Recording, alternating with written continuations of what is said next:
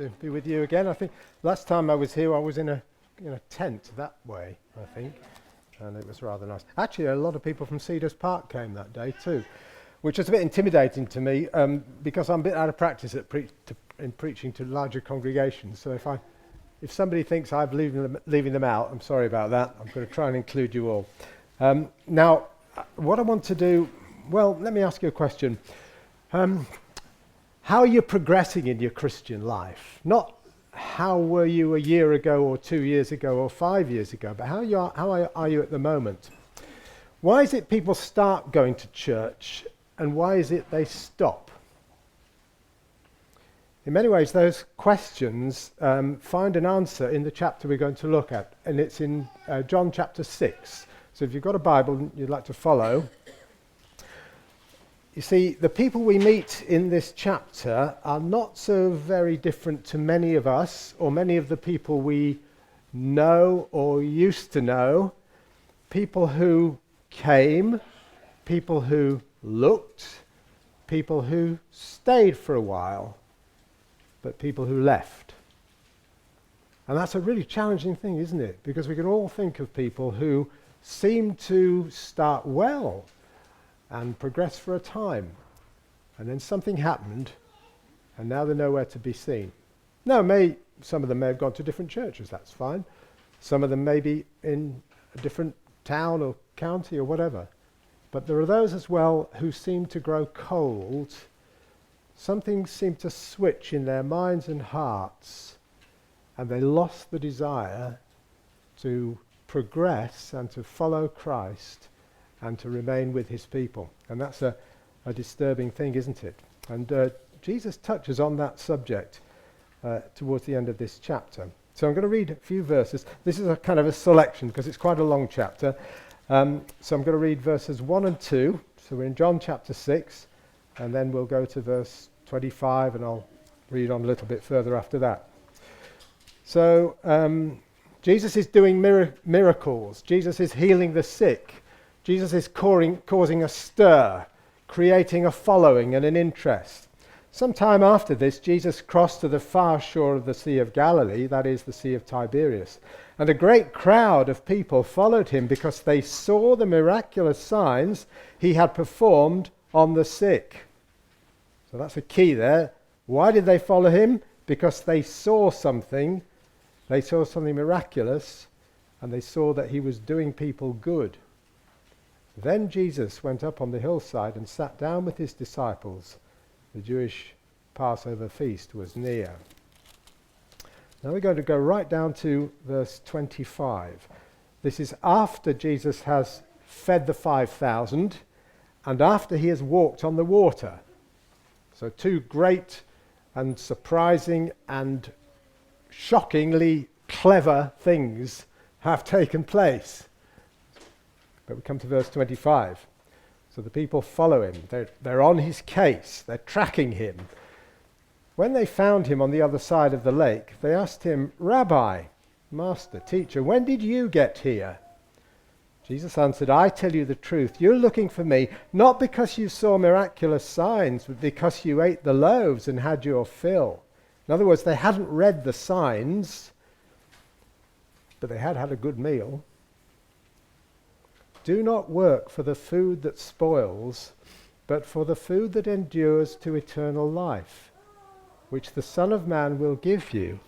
On him, God the Father has placed his seal of approval. Then they asked him, "What must we do to do the work of God?" Jesus answered, "The work of God is this, to believe in the one whom he has sent." In other words, there isn't any work that they can do. The real work is to believe on the one God sent. That's the real business of the day. Now we come to verse 35.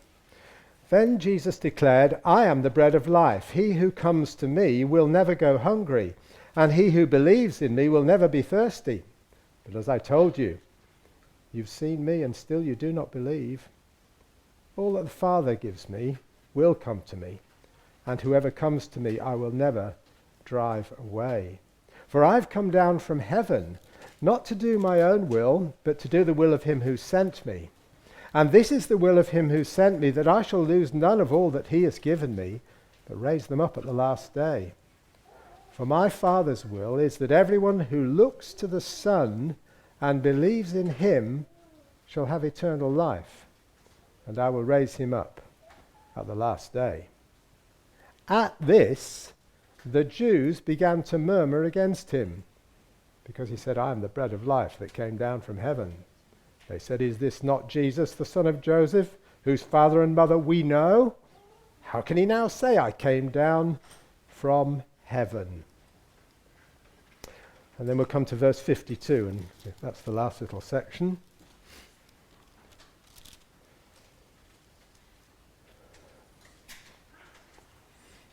Then the Jews began to argue sharply among themselves. How can this man give us his flesh to eat? Jesus said to them, I tell you the truth, unless you eat the flesh of the Son of Man and drink his blood, you have no life in you. Whoever eats my flesh and drinks my blood has eternal life, and I will raise him up at the last day. For my flesh is real food, and my blood is real drink. Whoever eats my flesh and drinks my blood remains in me, and I in him. Just as the living Father sent me, and I live because of the Father, so the one who feeds on me will live because of me. If you'd like to turn to John chapter 6, if you have a Bible, that would be helpful.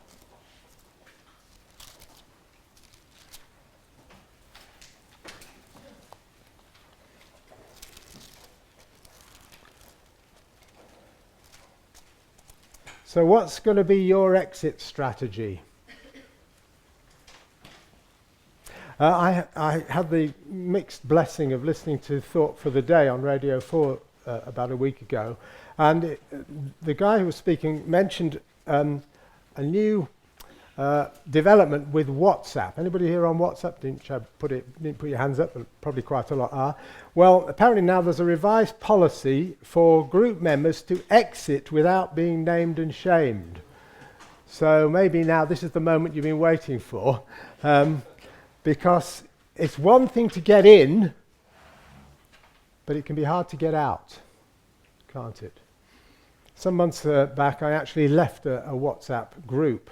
I felt as though I'd be viewed as uncaring, because there was this saga that was going on about the life and the illness of somebody who I hardly knew, and it went on for days, months, and there were these posts coming on of about 500 words concerning this chap's chemotherapy, and it was all too much for me.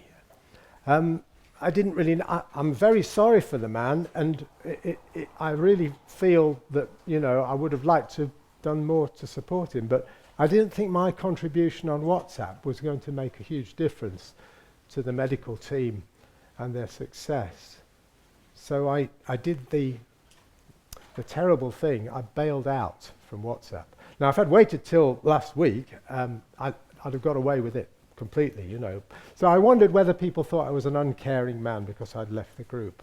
Now, here in John chapter 6, we find, as we come towards the end of the chapter, that certain people are wanting an exit strategy in relation to their relationship to Jesus and their commitment.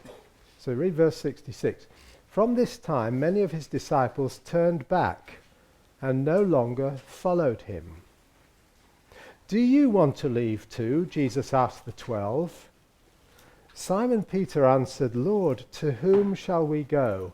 You have the words of eternal life. We believe and know that you are the Holy One of God. Then Jesus replied, have I not chosen you, the 12, yet one of you is a devil? He meant Judas, the son of Simon Iscariot, who, though one of the 12, was later to betray him. We live in a time of rapid changes, don't we? Overwhelmed by choice and opportunities. Every day our consumer culture seems to offer us something new, improved, better, less expensive, more refined, a better model. The message is it's time to move on, to upgrade, to switch to a better tariff, a better relationship. It's the age of relativism and choice, isn't it? Nothing is fixed or certain, especially in the world of beliefs and ethics. So we are overwhelmed by the changes in our culture today. And as Christians, we kind of reel at the shocking kind of meltdown and breakup of our country and its history and its national life. Where will it all end up, we ask, don't we? Take the whole question of truth. The idea now that there can be one truth, which is relevant for everybody, that's gone, isn't it? Truth is something that you choose or you make yourself. You have your own truth.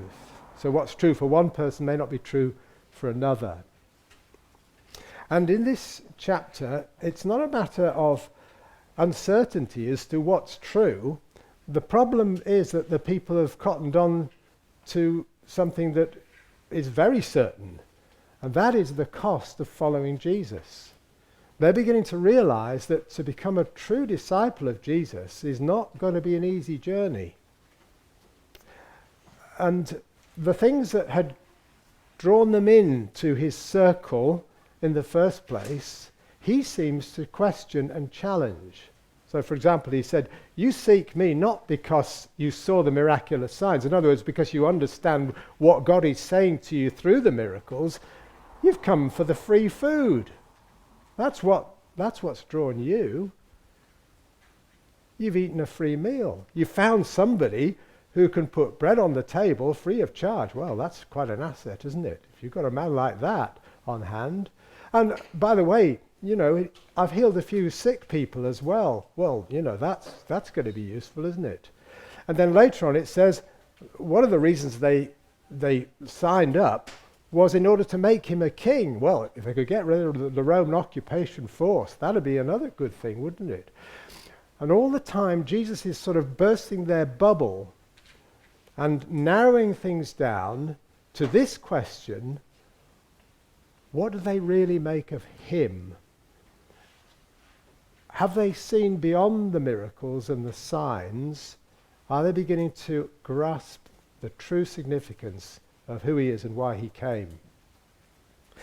And what Jesus is doing here is actually using this occasion, if you look at verse 66 and verse 67, not in order to please the majority and sort of increase the numbers. He's not really interested in the numbers game.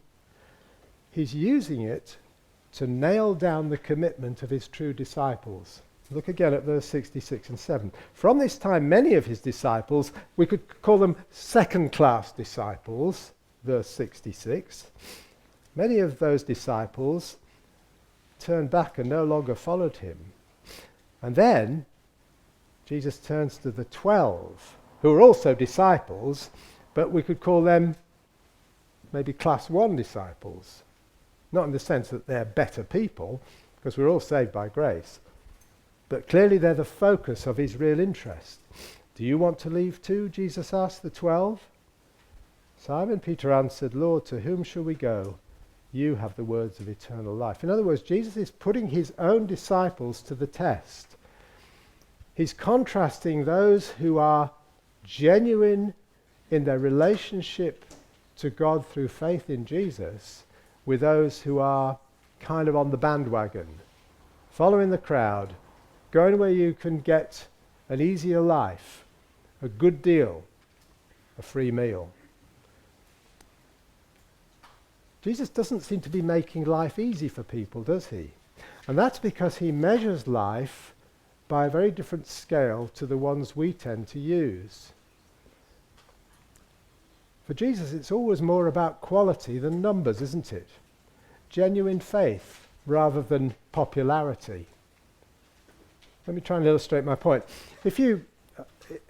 I've kind of got a bit of an arts background, so you'll have to just bear with me on this.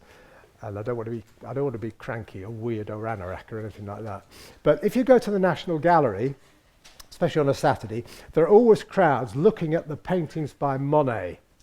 The Impressionist paintings room is full of people.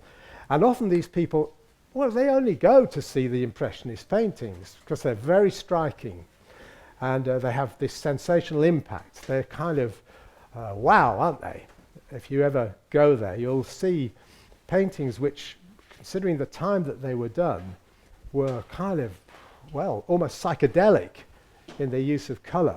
And that was in complete contrast to the what they call the studio painting, or the general kind of traditional painting in France at that time. And it made a huge impact. It was very controversial, actually, at the time. But if you only go to see the Impressionists, so that's the only reason you go to the art gallery, to the National Gallery, you're missing a huge amount. Obviously, aren't you? Now, I'm not trying to knock those who have a nice Renoir or Monet cake tin or carrier bag. You know, I don't want to be dismissive. But what I'm trying to get at is that it's very easy to be taken in with those which give you an immediate sensation, which give you a thrill, which are kind of exciting. But actually, the Impressionist painters were not really interested in longevity, to use a fancy word. They weren't interested in exhibitions, and you know, they weren't thinking 100 years ahead. What they were doing was painting the experience in the open air, and they used very kind of almost crude methods to capture the experience of the moment. They were painting in the open air, and they were kind of playing with light and that kind of thing. And it was only later that they began to become popular. And they weren't that bothered about being popular at first. What they were concerned was to have the experience and somehow capture the experience. And it was a little bit like that with the followers of Jesus. They came for the experience. They came for that which was immediate, short-term, sensational and satisfying. And Jesus doesn't encourage that.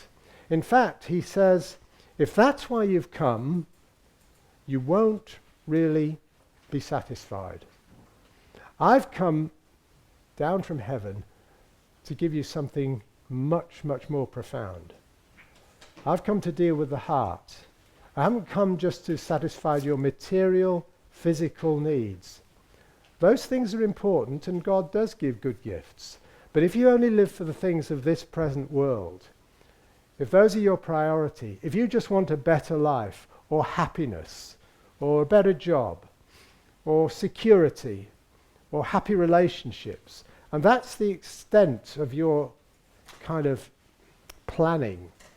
If you want to have the holidays abroad that you've missed because they're so important to you, if you want that better job because you'd really like to be able to afford that bigger car, even if you come to a church because the singing's great and there are large numbers and they've got a great program for children.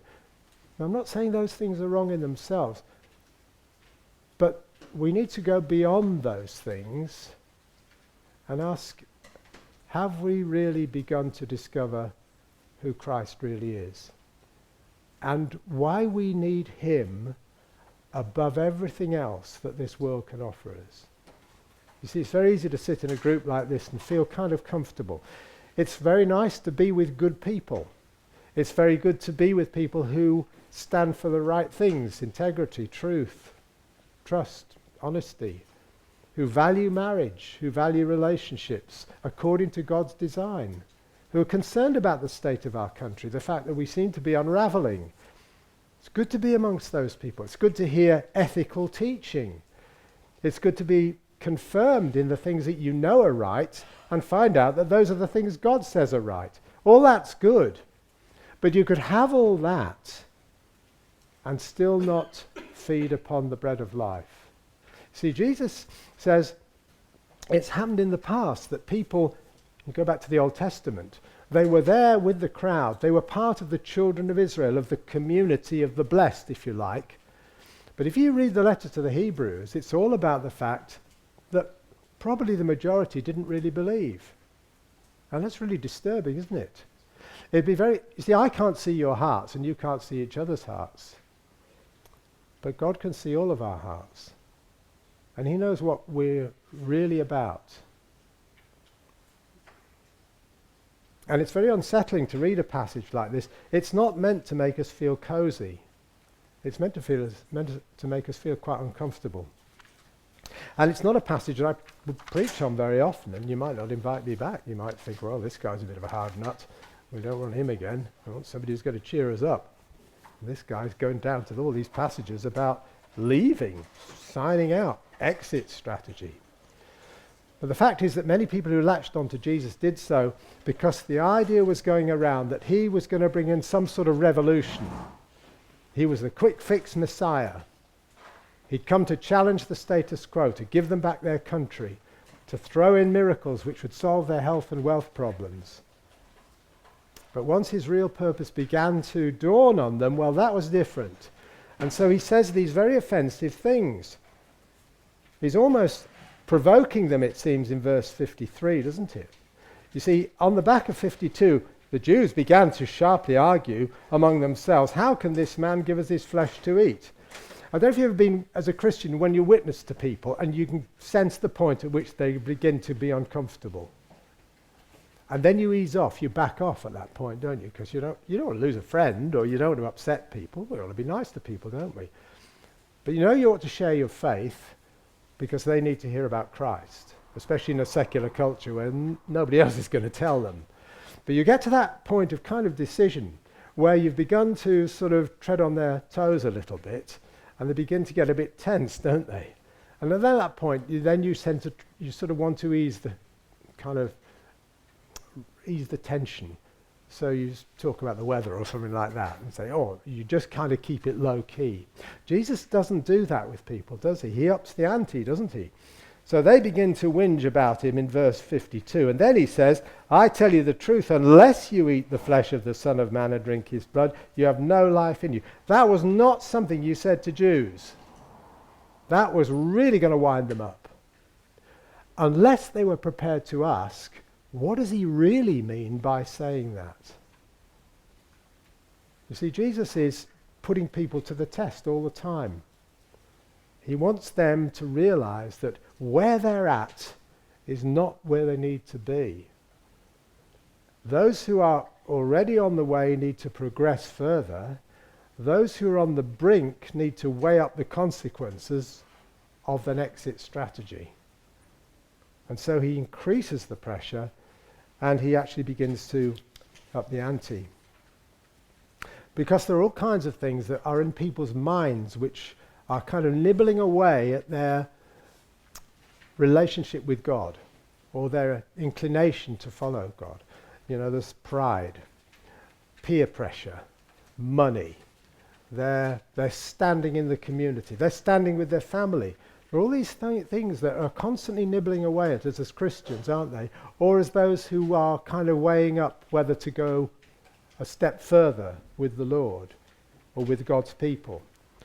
And there are points at which we are counting the cost, aren't there?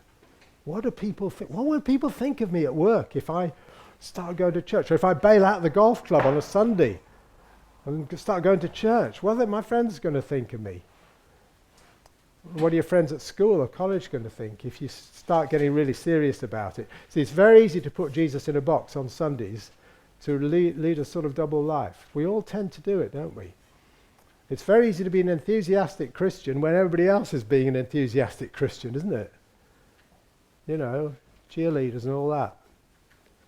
It's another thing to do it on Monday morning when people come into the office and they're a bit grumpy and a bit naggy and niggly. And somebody's moaning about the boss and sticking the knife in and so on. And we want to be accepted with our peer group, don't we? We don't make a stand when we probably know we should. So, Jesus is testing them, isn't he? We are going to be put to the test more and more as Christians in the next few years. We're going to have to count the cost. It was probably a relatively easy thing to become a Christian in the 1950s. The days of the big rallies, the Billy Graham campaigns and so on. It wasn't considered a dodgy thing to be part of a church. But now, churches are being increasingly viewed with suspicion, especially if they teach children about Jesus Christ. if they don't adopt a multi-faith approach to these things, if they don't celebrate Pride March in London or wherever it is. And so as the crowds start to evaporate in this story, Jesus uses the situation in a positive way, and that is to improve the faith of those who are his true disciples. And really that's the purpose of this chapter. It's not to make you guys feel bad. It's to get you to be clearer in your understanding of what's important to God. Because what's important to God should be the thing that's most important to you. And that really sort of brings me just to kind of underline a few points. And I'll try. This isn't a kind of, don't worry, we're not going to have another 40 minutes of 3-point sermons. But it's interesting just to look at the way it breaks down a little bit. The first thing is we find a precisely targeted question. Jesus says, "Will you also go away?" Very interesting, isn't it? Do you want to leave too, it says in my version, verse 67. So this is the question that's coming to you today here at Mickfield. Do you want to leave too? In other words, have you seen enough of this Christian business to commit further, or would you really like to kind of find a way out? And I don't mean necessarily stop coming, but I mean switching off at those points where God is really speaking to you. Because we all can do that. Or are we prepared to take a risk and let God do some surgery with our hearts and our character and our lives and our relationships and our attitudes? The more I go on as a Christian, the more I realize I've hardly begun. Yeah, I know the Bible reasonably well. I can spin out a talk for half an hour with a group of people. And probably a lot of people think I'm quite a nice bloke. But in my heart, there are all kinds of demons, all kinds of negative attitudes, all kinds of cynical, selfish points of view, critical attitudes and so on. I haven't been begun to master them. And if I'm not prepared to let God deal with me in that area, then I'm kidding myself, I'm playing a part. And I ought to walk out of the door because I'm being a hypocrite at standing at the front. We've got to be serious about it. Being a Christian is costly. It may be costly in physical terms. You know, if you're a Christian in Iran, or if you're a Christian in North Korea or Vietnam or somewhere, it could be very costly. But for every Christian who is serious about going on with God, there is a price to pay. And one of the hardest things to pay down is your own pride, isn't it?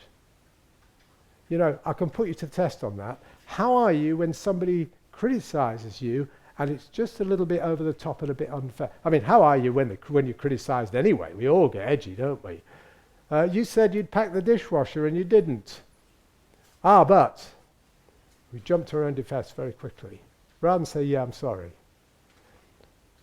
We're very, very I suppose we think too well of ourselves, don't we? So much of the time. But God sees what we're really like. So Jesus asked this very precisely targeted question. Are you going to go or are you going to stay? Are you in for the long haul? Do you want to keep coming regardless of the cost? Because sooner or later things are going to get really hot. As Jesus goes down the road towards Jerusalem and his final encounter with the Jewish authorities and the Roman authorities, the disciples are going to realize that they're in the deep end, aren't they? So he puts them to the test. He doesn't want them to be sort of deluded into thinking that they're going to have an easy ride. And being a Christian is not going to be an easy ride. In every church, of course, there are greatly varying levels of faith, aren't there? In our garden, there are varying levels of plant kind of endurance, if you like. Some of them are like that, aren't they? Some of your plants are not doing very well. Others have got a bit more of a root, and they seem to be it's a bit like that with a church, isn't it? There are some who are just about surviving, some who are pretty strong, and others they're pretty well dead, aren't they? They might be taking a seat on a Sunday, but their minds are somewhere else completely. The second thing is we have in the disciples an expression of total dependence. Lord, to whom shall we go? You have the words of eternal life. They got it. They got it. They'd moved to another gear. He didn't just have the power to put food on the table. He had the words of eternal life. And that's not something you can buy at Stoneham Barnes or anywhere like that. You'll never find that on a world. Do you know you get these books, 101 Things to Do Before You Die? Have you ever seen those? I find it a bit scary that anybody could even think that that was important to try and tick them all off. It's just a marketing thing, isn't it? But however many experiences you can have in this life, if Christ is not at the center, then your life will not be life at all. Not in the true sense. So they'd begun to see that there is only one way, that they had found, I suppose, the secret in Jesus, hadn't they? And then the third thing is this: continuing with Jesus brings the hope of a glorious outcome. You see, Jesus says, well, they say, you have the words of eternal life. We're not very good at thinking about eternity, are we? Actually, I think this is probably...